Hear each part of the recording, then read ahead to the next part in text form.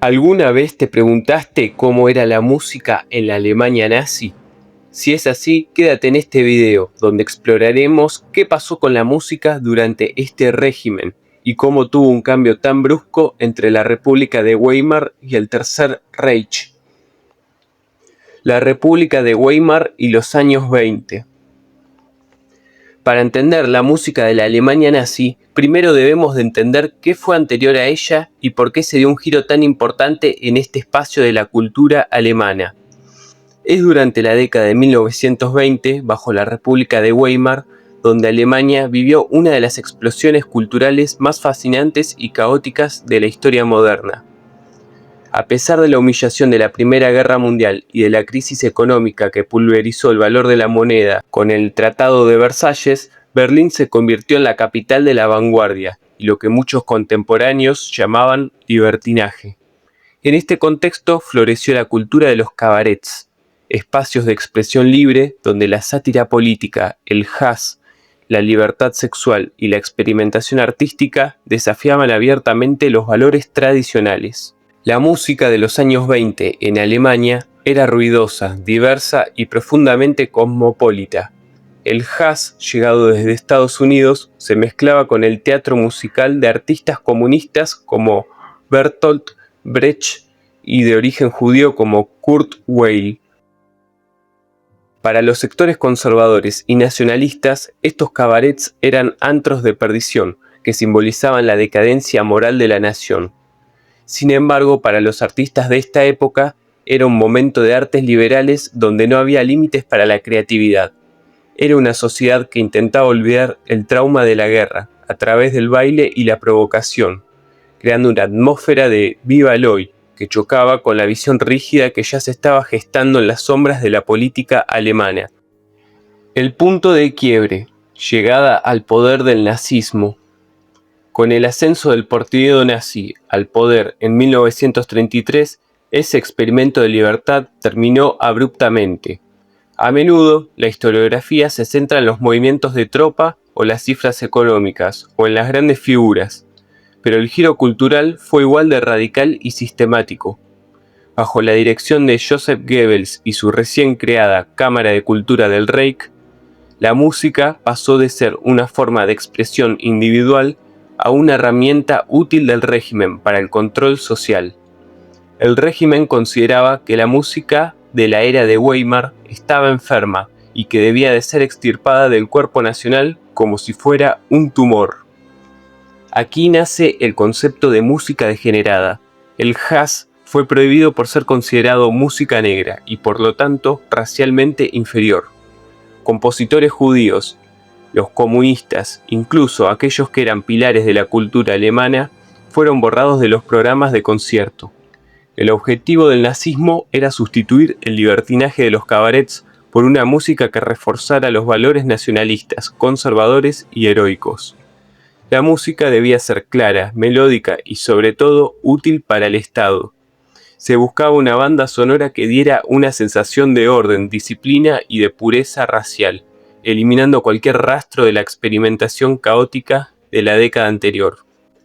La primera canción que vamos a analizar es quizás el caso más extraño de la época, Lili Marleen. Esta no empezó como una marcha triunfal, sino como un poema de amor y nostalgia, escrito por un soldado de la Primera Guerra Mundial. Cuando Lale Andersen la grabó en 1938, la canción era lenta y melancólica, donde se hablaba de un soldado que esperaba bajo un farol a su amada. Curiosamente, a Joseph Goebbels no le gustaba esta canción, la consideraba deprimente y poco apta para el espíritu guerrero que buscaba imponer a través de su propaganda. Sin embargo, esta canción fue imparable. A través de la radio militar de Belgrado, la canción empezó a sonar todas las noches a la misma hora, a las 9:57, y pronto se convirtió en el himno de los soldados del frente. Lo que más impactaba es que no solo la escuchaban los alemanes, sino que también los soldados aliados, en especial los británicos y estadounidenses, quienes también se terminaron por enamorar de esta melodía. Lili Marleen demostró que a pesar del control total del régimen, había sentimientos universales, los cuales compartían ambos bandos, como la soledad y la esperanza, que la propaganda no podía silenciar. Fue una canción que humanizó el conflicto, convirtiéndose en el éxito más internacional de la Alemania nazi. A continuación, escucharán un fragmento de la canción.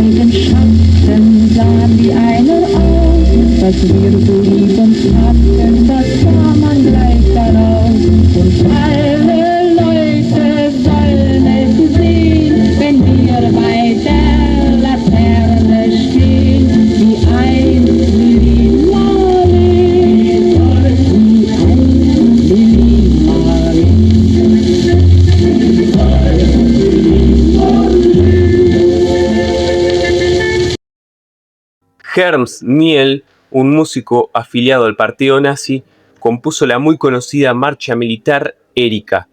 Esta es probablemente la marcha más reconocida de la época. Lo que hace a Erika fascinante es el contraste entre su letra y su ritmo. La letra es sorprendentemente inocente, donde se habla de una pequeña flor en el campo y de una chica dulce que espera en casa. No menciona ni a la guerra ni a la ideología. Sin embargo, su estructura musical es puramente militar. El ritmo se encuentra marcado por el tambor, y el sonido que imita el golpe de las botas contra el suelo estaba diseñado para que los soldados marcharan con precisión. Erika es el ejemplo perfecto de cómo el nazismo militarizó la vida cotidiana. Incluso una canción sobre una flor debía tener el ritmo de una columna de infantería. Fue una pieza clave para reforzar el sentimiento de comunidad y unidad, haciendo que la ideología se filtrara en el entretenimiento, de manera casi imperceptible pero sumamente efectiva. Ahora escucharemos un fragmento de esta canción.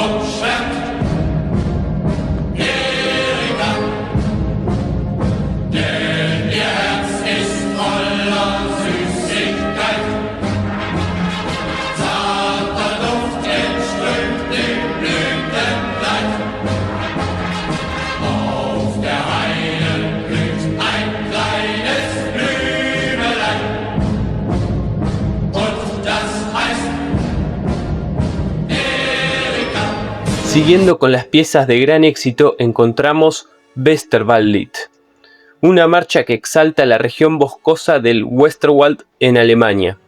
A diferencia de las vanguardias urbanas de los años 20 que miraban hacia el futuro o hacia el extranjero, esta canción miraba y se fijaba en la tierra alemana. Es una pieza que refuerza el nacionalismo a través del paisaje y el clima duro, vinculando la resistencia física del alemán con la naturaleza de su país. Esta canción cumplía la función de conectar al ciudadano común con sus raíces más ancestrales, alejándolo de la decadencia cosmopolita que había en Berlín.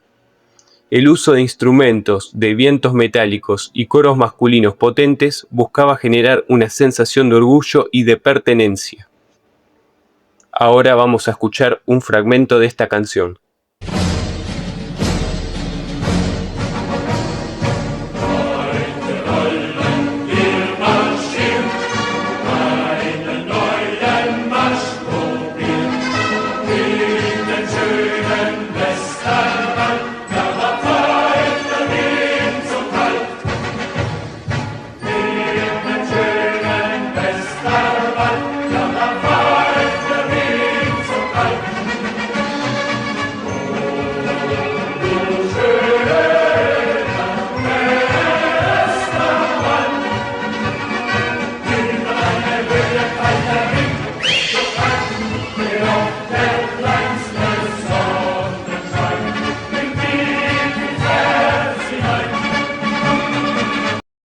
Por último, y no menos importante, llegamos a la figura que los nazis consideraban el máximo exponente de la música alemana, Richard Wagner. Aunque Wagner había muerto décadas antes de que Hitler naciera, su obra fue adoptada como la banda sonora oficial del Tercer Imperio Alemán. Hitler era un admirador obsesivo de Wagner y veía en sus óperas la representación perfecta del espíritu alemán, con la mitología nórdica, los héroes trágicos, la pureza racial y una grandiosidad abrumadora. La música clásica se utilizaba para legitimar la visión del mundo nazi como algo predestinado y divino. Wagner representaba la música aria en su máxima pureza, el polo opuesto al jazz y al cabaret. Sus composiciones eran utilizadas para abrir los congresos del partido en Nuremberg, envolviendo la política en una capa de misticismo y arte sublime. Para el nazismo, Wagner no era solo música, era la prueba estética de su supuesta superioridad cultural. Ahora escucharán una de sus piezas más reconocidas, La cabalgata de las Valquirias.